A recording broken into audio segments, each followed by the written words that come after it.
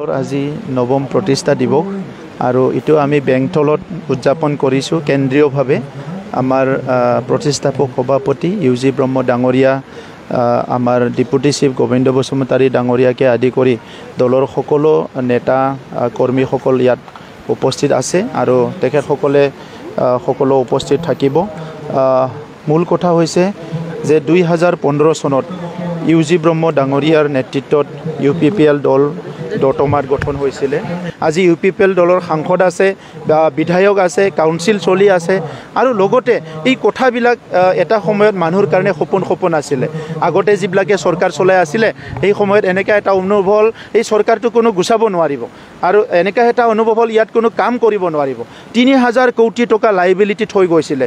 এতিয়া 6000 cash register কৰা হৈছে চৰকাৰৰ এগেইনষ্টত, কিন্তু এইবিলাক আমি কৰা কাম নহয়, আগৰ চৰকাৰে কৰা দুৰ্নীতি অপশাসনৰ এই গণ্ডগোলবিলাক চলি আছে।